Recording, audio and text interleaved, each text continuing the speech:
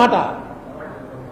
నీకు ఈవేళ పాకిస్తాన్ ఐసోలేటెడ్ ఒక్కట్లేదు, వాళ్ళు దబాయించచ్చు ఏంటి, మాకేంటి సంబంధం, మీ దేశంలో జరుగుతుందా, కాశ్మీర్లో ఉగ్రవాదులు చేస్తే మమ్మల్ని ఎలా సంబంధం కలుపుతామని ఎవడో నమ్మడం. బిన్ లాడెన్ది జరిగిన తర్వాత ప్రపంచంలో ఉన్న వెస్ట్రన్ కంట్రీస్ వాళ్ళు ఎవరు కూడా పాకిస్తాన్ మాకు టెర్రరిజంతో సంబంధం లేదంటే అప్పుడు నమ్మడం. ఇప్పుడు కూడా ఆ కాందహార్లో ఎవరినైతే అప్పచెప్పేసామో అతను పాకిస్తాన్లో ఉన్నాడు అన్ని అందరికీ తెలుసు, ప్రపంచం అంతా తెలుసు. సో నేను ఈ అవకాశాన్ని వాడుకుని రిక్వెస్ట్,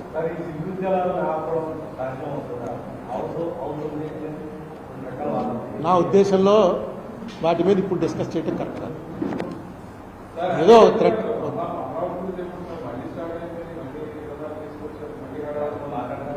అమరావతి వాళ్ళకి ఎజెండా.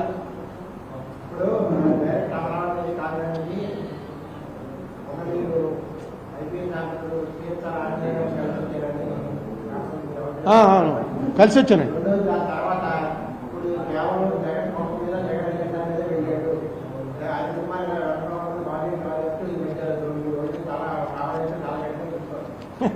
ఇప్పుడు ఒకటి చెప్తాను మీకు, ఇది పార్టీకి కూడా నేను రాసుకొచ్చాను. తెలుగుదేశం వారికి ఇంతకుముందు వైసీపీ వారికి చెప్పింది మీకు గుర్తుండే ఉంటుంది. నెల్సన్ మండేలా స్టోరీ చెప్పాను, గుర్తుంది కదా. నెల్సన్ మండేలా మీద ఉచ్చబోసేవాడు ఒకడు వచ్చి, ఓ జైలరు, దీని చేత పని చేయిస్తూ మధ్యలో వచ్చి కావాలని, అంటే దారుణమైన అవమానం అనమాట అది. అతను ఒక రెస్టారెంట్కి నెల్సన్ మండేలా ప్రెసిడెంట్ అయిన తర్వాత వెళ్తే ఓ మూల ఒకడు వణికిపోతుంటే మండేలా పక్కన ఉన్న సెక్యూరిటీ వాళ్ళతో అతను ఎలా తీసుకురా అని చెప్పాడు. అతను వెంటనే లేచి వణికిపోతూ బాబు అని వీళ్ళు వెళ్ళగానే వాడు ఇంకా అయిపోయింది నా లైఫ్ అనుకున్నాడు. తీసుకొచ్చి కూర్చోబెట్టారు. తినన్నాడు. ఏం బాగున్నావా అని అడిగాడు. వాడికి భయం వేసి ఇలా అలా అయిపోతున్నాడు అని వీటితో కలిసి వీటి టేబుల్ మీద భోజనం చేశారు, మండేలా గారి టేబుల్ మీద. బయటకు వచ్చాక సెక్యూరిటీ వాడు ఎవడో క్లోజ్ వాడు అడిగట్టు, ఏమండి ఎవరతను అలా వణికిపోతున్నాడు, మీరు భోజనం పెట్టించారు.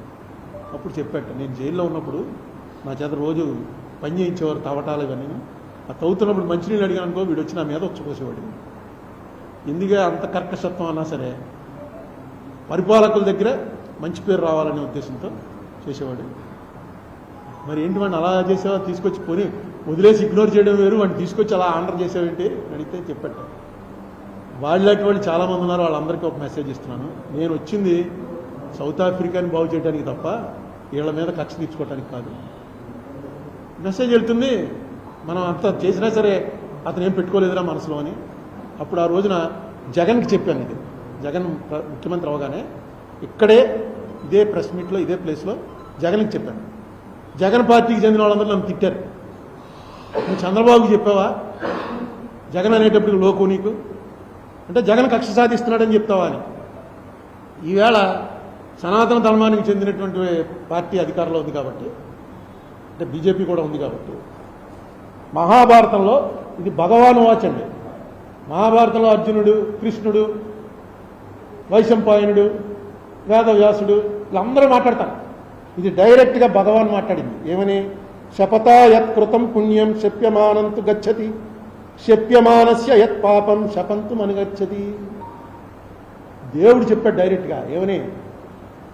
నిన్ను తిట్టేవాడు నాడే వాడి పుణ్యమంతా నీకు వచ్చేస్తుంటా.